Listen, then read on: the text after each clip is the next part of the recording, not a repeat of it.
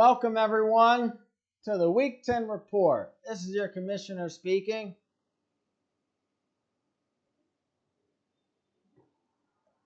I'm a lot of beers deep. Put in the chat, I thought this might be a drunk report, so here it is. Again, let's get right into it. The playoff scenario has stayed the same, even though a lot happened last week. The playoffs stay the same. The Finesse lost. The Titans Elite won on a bye week. So we're all kind of scared now of Big Bad Joe.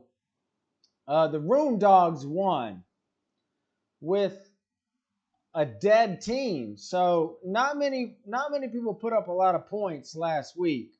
I mean, I scored the most points last week with 143. Other than that, nobody else put up over 118, which were the Smeagol's. So, very low scoring week last week for a lot of people. The Wise Guys have lost down to 1-8. And the Central, again, it's still anybody's game in the Central. Only one game back is everybody. The Trolls have it, based on points over the Tiger Sharks. And the East is starting to separate a little bit. Just a little bit, but not too much. But based on the playoffs, the Hickory Grove Heaters would be the first ones out. And when it comes to the playoffs, guys, again, the top two teams record-wise, or top two teams of their division with the best records get the bye. When it comes to the playoffs and how they'll be seeded, I guess you would say, let's say that the Finesse, the Titans Elite, let's say that this is the playoffs going forward, right?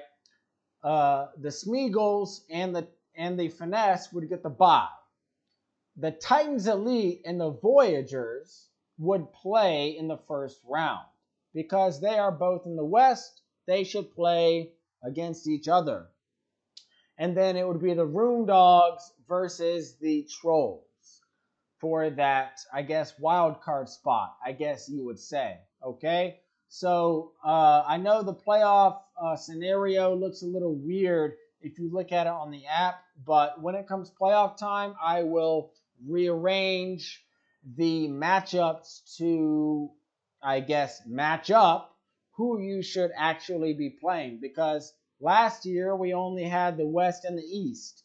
This year we have three divisions, obviously. So a little bit, it might be a little tricky, but it shouldn't be too bad as long as, it should be fine. So whichever wild card team has, I guess, two in the same division, they will be playing first, okay? So it won't be someone from the West playing the East in the wild card. It'll be someone from your own division. But yeah, anyways, the division standings have basically stayed the same for the most part, aside from the Quailmen have taken over the Bunny Bangers in the Central. But again, the Central is still only a game difference between everybody. So yeah, let's get into the power rankings. Power rankings coming in at number 12. Of course, man, you guys know who it is. Washington Wise Guys, they lost.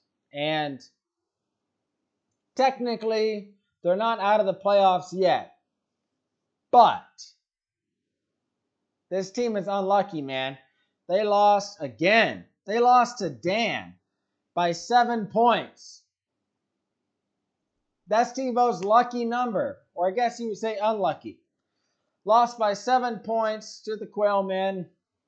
1-8, just unluckiest team of the year. When it comes to the end of the season awards, we already know who to vote for unluckiest team. Coming in at number 11, we got the Wisconsin Bunny Bangers. Once again, they did not hit 100 points. They just can't do it. They just fail.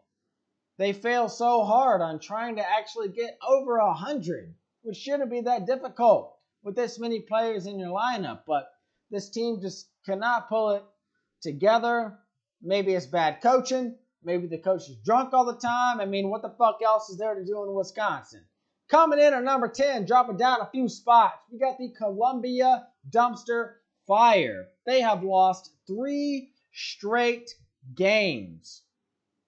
And they just put up 81 and lost to Joe.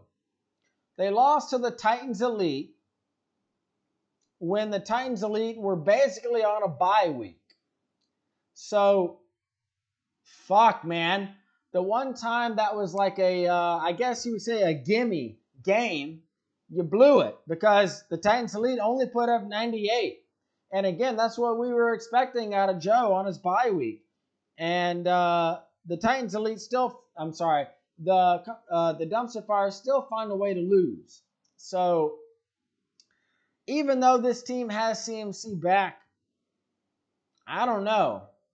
Something's wrong in the water down there, Columbia. We got to get something going.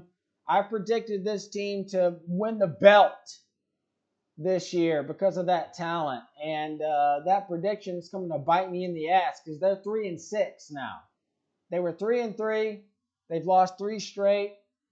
Just not looking good for the Dumpster Fire. Coming in at number 9, you got the Tampa Bay Tiger Sharks. And some of you may be wondering, well, why are the Tiger Sharks here? You know, I mean, why are they here? They lost last week, and I don't know. I just don't see enough from this team to really scare anyone right now. Maybe in the future with all the draft picks they have. I mean, they picked up 1,000,001 draft picks from the Quailmen. And, this is, I guess, a future team to look out for.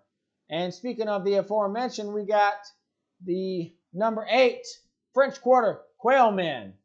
And young team picking up a win last week over the Wise Guys by 7 points, of course, because the Wise Guys, if they lose, it's never more than 10.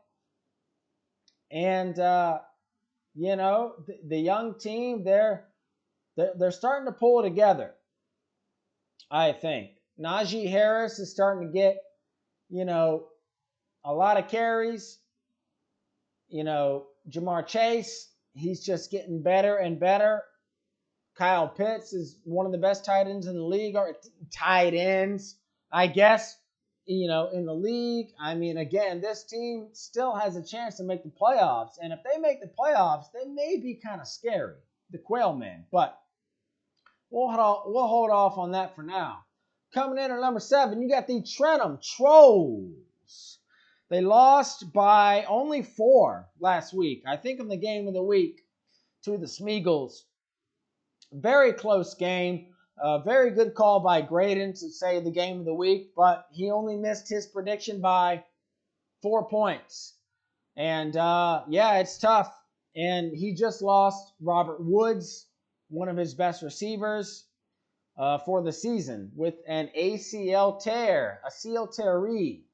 So Trolls are still here at 7, but maybe they can make some moves. Again, we still have a week before the trade deadline. Coming in at number 6, we got the reigning champ, Long Island Roondogs.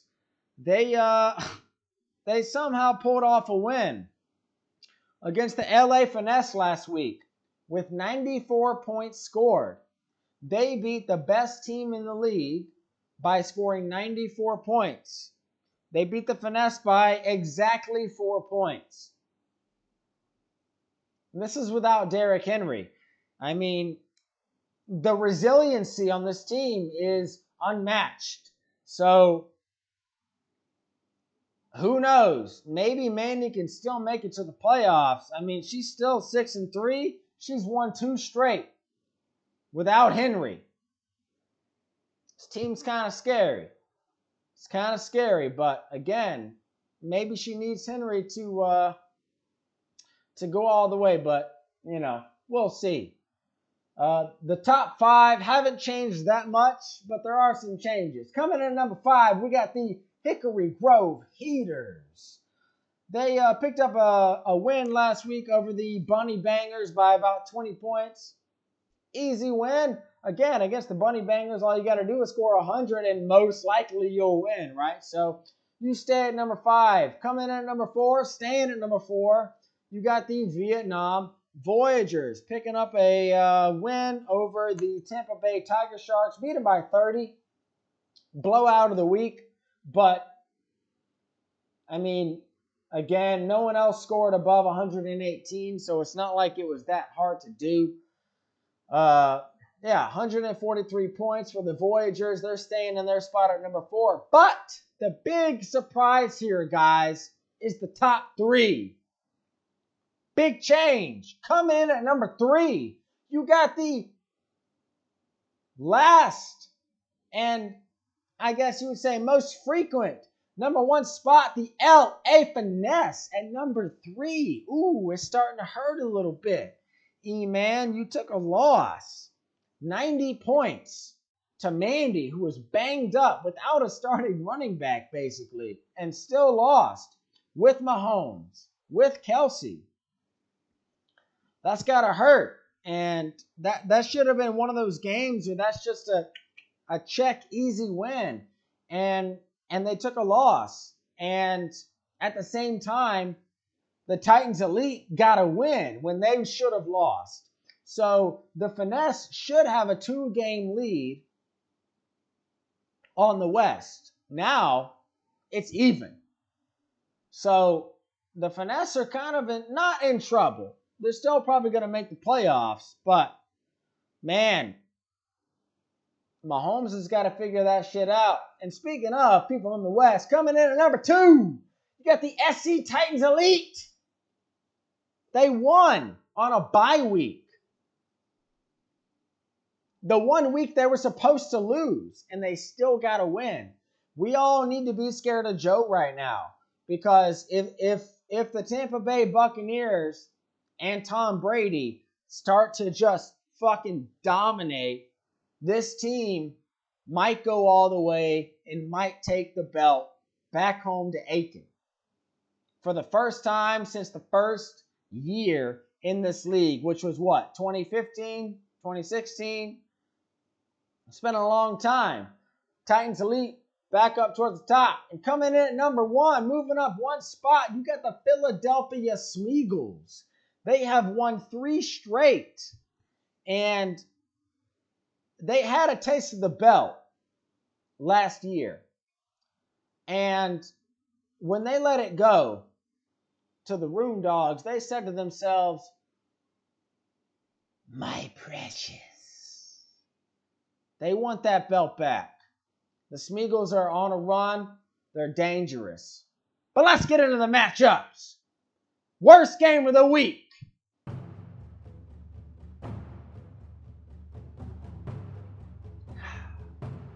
You got the 1-8 Washington Wise Guys flying all the way across, same lateral, to the Long Island Room Dogs, who are 6-3.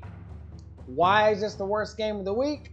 Well, Dan kind of said so, and because the Room Dogs, again, they are 6-3, but they are hurt as fuck. And then Tebow is 1-8, so worst game of the week. We'll see what happens in this one. I mean, as of now,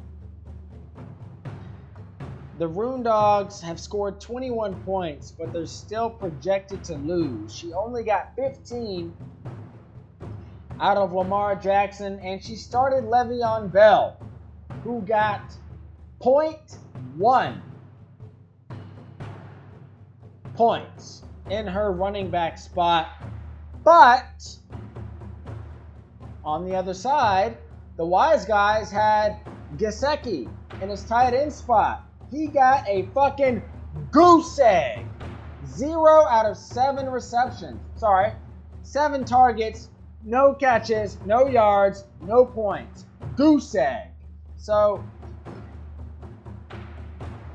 it's going to be tough for both teams. It's definitely going to be a low-scoring matchup, but if the Wise guys can pull off this match, I mean, again, they're not out of it yet. They're not out of it. They're not. But, woo! It's fucking, you're teetering. You're teetering, Teebs. Matchup number 2. We got the 7-2 SC Titans Elite flying up to play the 3-6 Bunny Bangers. And this is an interesting game. The Titans Elite should win by a lot because all the Titans Elite have to do is score over 100. But Joe has been known to score 70 and win. It's happened before in this league. So I expect this to be also a low-scoring affair. But who knows going to win in this? They have scored no points either way so far this week. They had nobody playing in the Thursday game, but we'll see.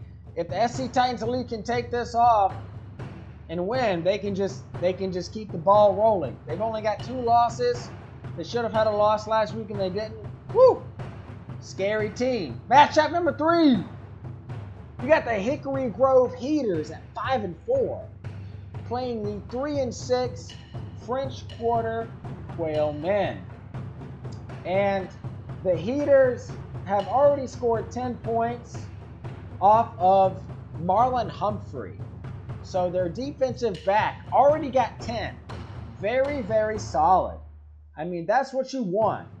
Out of any defensive player, you want double digits. If you can get 30 points out of your 3 defensive players, that's a good fucking week in my book, okay? Even 25 is still fucking good.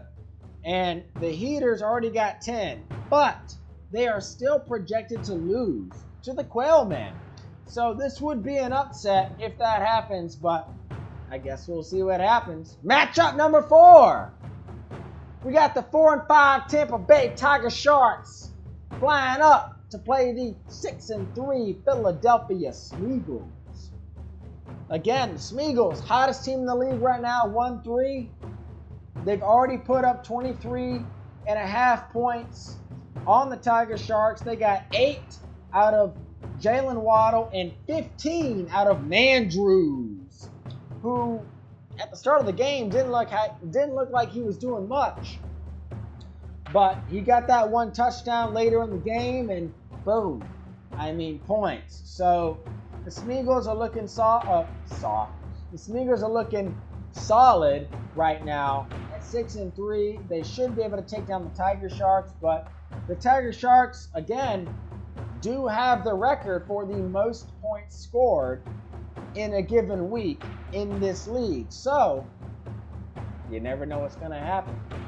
On to the rivalry game of the week. And since Dan didn't name a rivalry game of the week, I made it up myself. The only one I can really think of, the LA Finesse at 7-2, flying out to play the Trentham Trolls, who are 4-5. And again, the Finesse lost last week. The Trolls lost last week. This is another big game for both teams. If the Finesse lose, they might lose control of the West. If the Trolls lose, they will most certainly lose control of the Central. So again, this is another power struggle for the Trolls. But can the Finesse show what they're made of? As of now, it says the Finesse should win. None of them have played on Thursday, so we're going to have to see what's going to happen on Sunday for this matchup. But on to the game of the week, as decoded by Dan. It is the Columbia Dumpster Fire at 3-6, flying all the way across the Pacific to play the 5-4 Vietnam Voyagers. The Voyagers have won 3 straight scored the most points in the league, while the Dumpster Fire have lost 3 straight. So something's got to give here, right? Either the Voyagers will win 4 straight or lose 1, or the Dumpster Fire will lose 4 straight or finally win 1 and keep themselves in the East. The Voyagers can lose this game and still be fine. The Dumpster Fire, this is almost do or die territory because of their division that they're in. If the Dumpster Fire lose, they cannot afford any more mistakes. But they have a chance. As of now, again, like Dan said, it's going to be a close game, and it is a close game. The only points that have been scored were Justin Tucker, who put up 4.5 points, which is not ideal for Justin Tucker. But it's a Thursday game, and you know what I say, you can never trust a Thursday game. This is going to be a big matchup. Playoff intentions, position intentions, everything goes into this game. Woo! Also, let's get into the predictions. Predictions. Thank you, Dan, last week for the predictions. Last week, Graydon went 3-3, as did most everybody else. So we are now 24-30 on the season, still at 44%. I have got next week's picks, which means there's only one person left, and that is Hunter. So Hunter, you will have the picks in 2 weeks' time. But Dan's picks kind of went a little crazy here. He picked the Wise Guys to get their second win over the Room Dogs in an upset. He picked the Titans Elite over the Bunny Bangers, kind of an easy pick. He picked the Heaters over his own Quailmen, humble pick. He picked the Tiger Sharks to beat the Smeagol's, fucking upset of the week. I think that's upset of the week over the Wise Guys over the Room Dogs. Just because of the Room Dogs injuries. I think if the Tiger Sharks do pull out this win, that is upset of the week. He's got the Finesse over the Trolls, and he's got the Voyagers over the Dumpster Fire. Let's get into golf.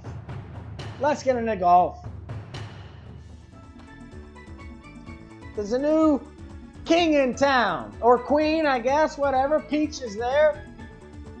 Me, sitting at 10 under par.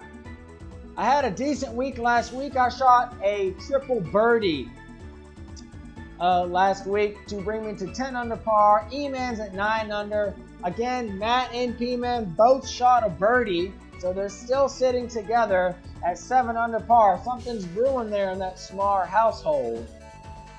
Mandy's sitting at 5 under. Joe and Graydon are tied for 1 under par. And it's good because Graydon was sitting over par for a long time. He was even last week.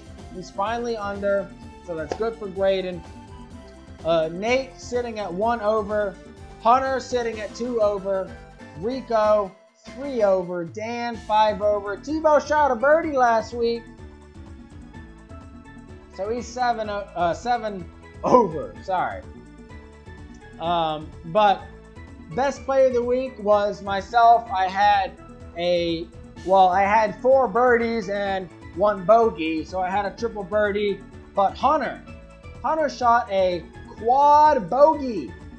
I don't even know what you call that in golf.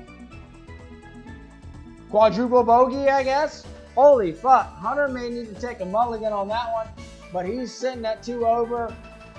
And there's starting to be some